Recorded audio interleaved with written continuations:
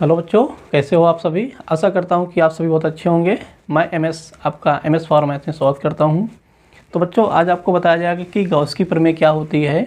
बहुत ही important topic है, आपको ध्यान से देखना है। तो बच्चों, गॉस की प्रमेय जानने से पहले हम थोड़ा वैद्युत फ्लक्स के बारे में चर्चा करते हैं कि वैद्युत फ्लक्स क्या होता है।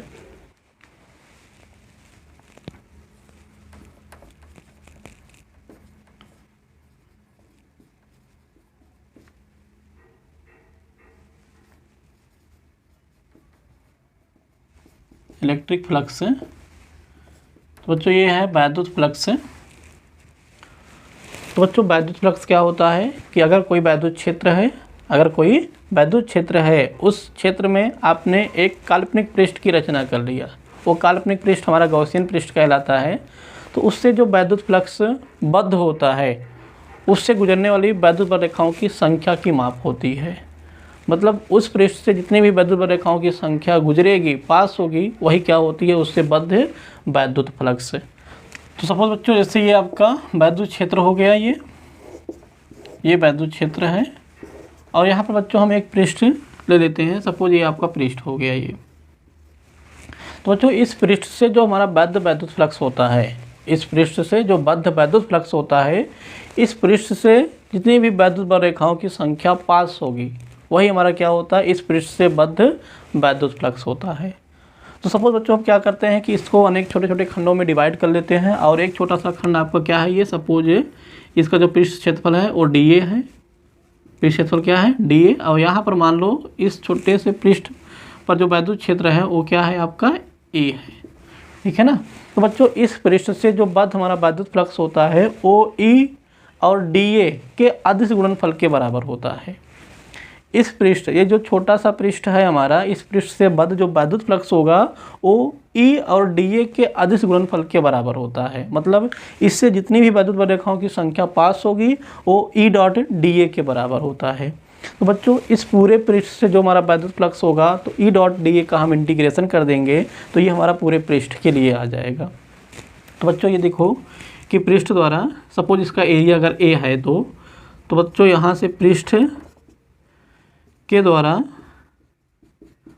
बद्ध वैद्युत फ्लक्स जो होगा,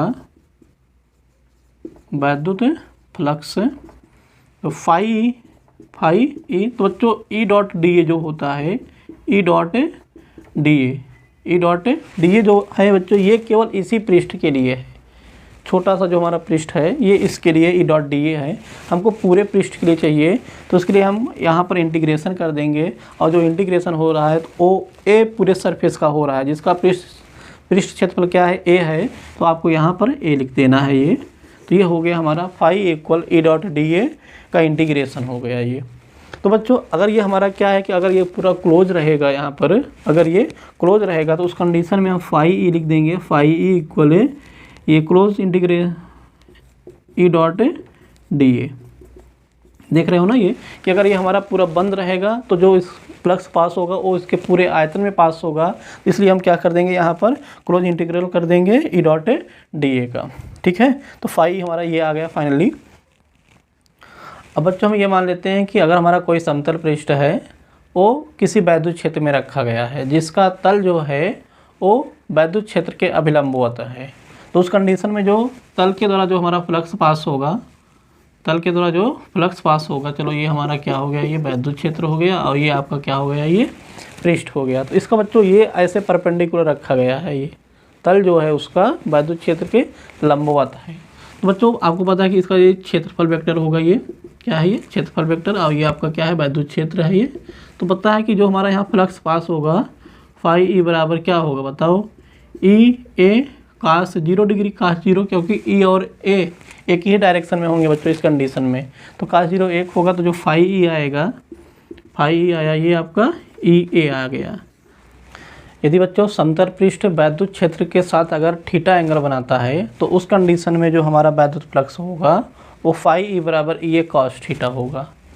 कंडीशन बच्चों जैसे इस तरीके से है कि ये आपका वैद्युत क्षेत्र हो गया, ये वैद्युत क्षेत्र हो गया, और ये आपका समतल पृष्ठ रखा गया है ये इस तरीके से। तो बच्चों, क्षेत्रफल वेक्टर जो होगा इसका मान लो ये, चलो ये वेक्टर A है, और यहाँ पर जो वैद्युत क्षेत्र है वो E है, और दोनों के बीच एंगल बच्चों थीटा है। तो जो फाई E होगा जो फाई आएगा क्या आएगा ये ई ए कॉस थीटा, ई ए कॉस थीटा। तो इस कंडीशन में बच्चों जो हमारा फाई पास होता है वो ई ए कॉस थीटा होता है। अगर इसका जो तल होगा, इसका जो तल है वो वैद्युत क्षेत्र के अभिलंबोत रखा रहेगा, तो जो क्षेत्रफल वेक्टर होगा वो वेक्टर ई के समांतर होगा बच्चों। तो उस कंडीशन में एंगल हम 0 डिग्री लेंगे, तो उस कंडीशन में हमारा जो फाई आएगा वो ई ए आएगा। बाकी ठोस पृष्ठ के लिए आप लोग देख ही रहे हो। तो बच्चों गॉस की प्रमेय क्या होती है कि यदि कोई बंद पृष्ठ है तो उस बंद पृष्ठ से बद्ध जो हमारा वैद्युत फ्लक्स होता है, बंद पृष्ठ से परिबद्ध कुल आवेश का 1/ε0 गुना होता है।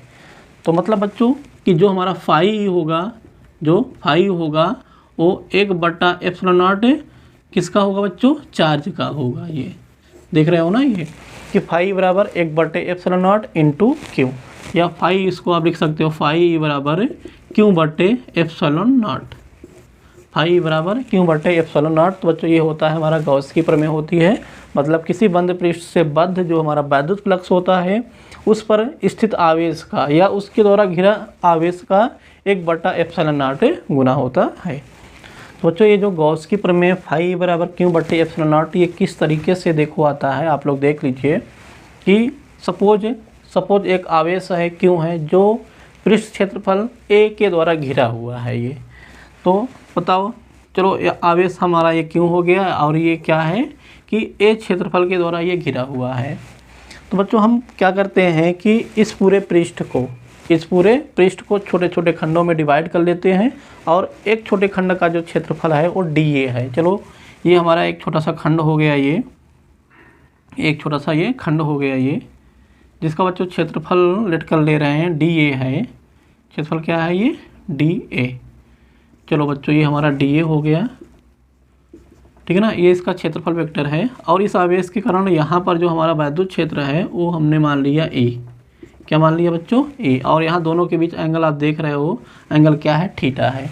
तो बच्चों आपको पता है कि आवेश ये Q है, तो Q से जब इसको मिलाओगे तो इस पृष्ठ को अगर आप मिलाते हो, ये जो छोटा सा पृष्ठ है ये, तो बच्चों यहाँ पर ये एक कोण बना रहा है, आप देख रहे हो, जिसको क्या कहते हैं, इस पृष्ठ के द्वारा, छोटे से पृष्ठ के द्वारा बिंदु, ये जो भी यहाँ पर बिंदु रहेगा, बिंदु अगर हमारा O है तो बिंदु O पर क्या है कि ये जो घनकोण बना रहा है वो घनकोण यहाँ पर आएगा। तो घनकोण को हमने मान लिया डी ओमेगा। क्या मान लिया बच्चों, डी ओमेगा मान लिया। अब बताओ बच्चों DA से बद्ध जो हमारा ये पृष्ठ क्षेत्रफल है, ये DA से बद्ध कितना फ्लक्स पास होगा हम निकाल देते हैं। बताओ, देखो पृष्ठ क्षेत्रफल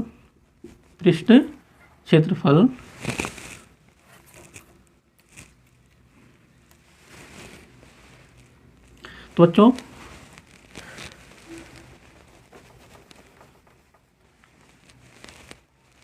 पृष्ठ क्षेत्रफल DA से बद्ध वैद्युत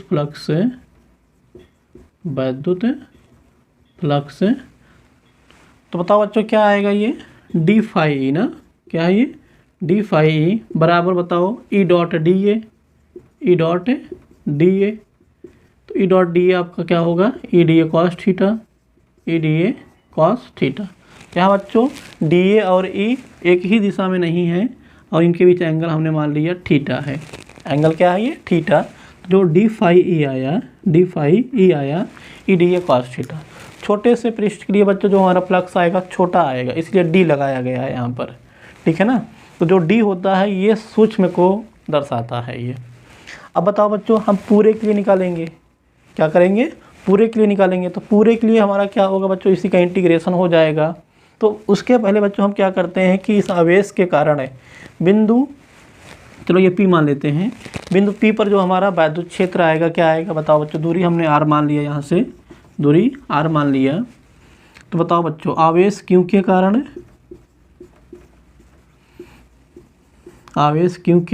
कारण बिंदु P पर ये निकल जा रहा है बार बार,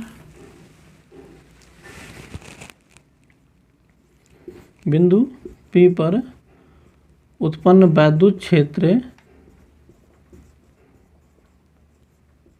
वैद्युत क्षेत्र, बताओ बच्चों क्या होगा, ई बराबर है, आपको पता है कि बिंदु आवेश के कारण जो हमारा उत्पन्न वैद्युत क्षेत्र होता है क्या होता है, 1/4 पाई एप्सिलॉन नॉट क्यू बटे R square.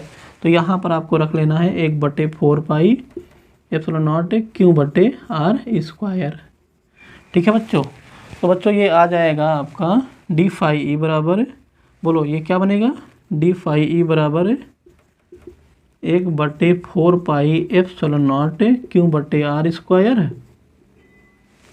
D A cos theta, D A cos theta. बताओ बच्चों आया कि नहीं इतना, ठीक है। अब बच्चों घनकोण की परिभाषा से आप देखो कि घनकोण की परिभाषा क्या होती है, घनकोण की परिभाषा से।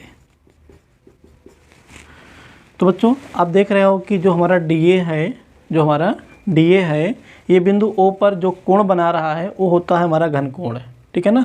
अगर बच्चों ये डी ए जो है अगर बिंदु ओ से मिलाने वाली रेखा के अनुदिश होता है तो उस कंडीशन में जो डी ओमेगा होगा वो डी ए बटे आर स्क्वायर के बराबर होगा।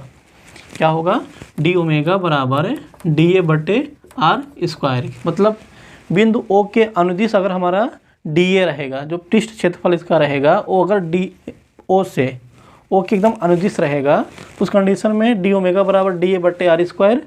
अगर मान लो किसी एंगल से झुका रहेगा तो उस कंडीशन में हो जाएगा ये डी ओमेगा बराबर D A cos theta, D A cos theta बटे आर स्क्वायर। तो बच्चों आप देख रहे हो कि यहाँ जो डी ए कॉस थीटा बटे आर स्क्वायर है, आप क्या पुट करोगे यहाँ पर, डी ओमेगा। तो ये आपका जो डी फाई बन जाएगा, डी फाई ई बराबर, बताओ डी ए कॉस थीटा बटे आर स्क्वायर डी ओमेगा, तो क्यों बटे 4 पाई एप्सिलॉन नॉट, ये आपका बन गया डी ओमेगा।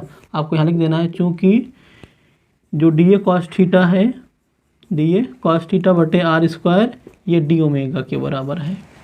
ठीक है बच्चों, अब बताओ क्या होगा, यहाँ से आपको क्या करना है, पूरे पृष्ठ के द्वारा जो बद्ध हमारा वैद्युत फ्लक्स होगा वो निकाल लीजिए आप लोग। तो यहाँ देखो पूरे पृष्ठ से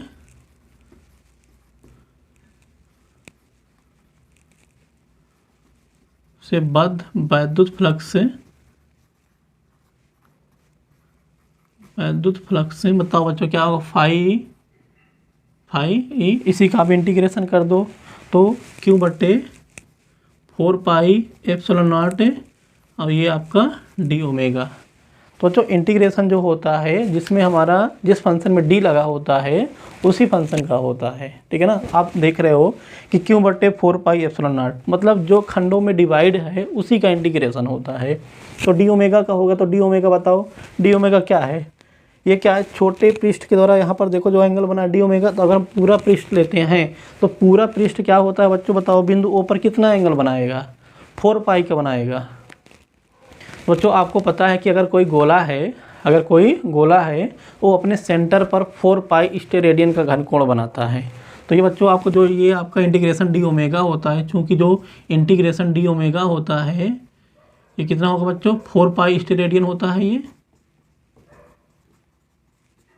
ठीक है बच्चों। तो ये आपका आया फाई ई बराबर क्यू बटे 4 पाई एप्सिलॉन नॉट इंटू 4 पाई, तो 4 पाई बच्चों कट जाएगा, तो ये फाई ई बराबर आया क्या, क्यू बटे एप्सिलॉन नॉट। देख रहे हो ना, फाई ई बराबर क्यू बटे एप्सिलॉन नॉट। तो बच्चों इस तरीके से हमारा ये गॉस की जो प्रमेय होती है उसका जो डेरिवेशन होता है इस तरीके से किया जाता है।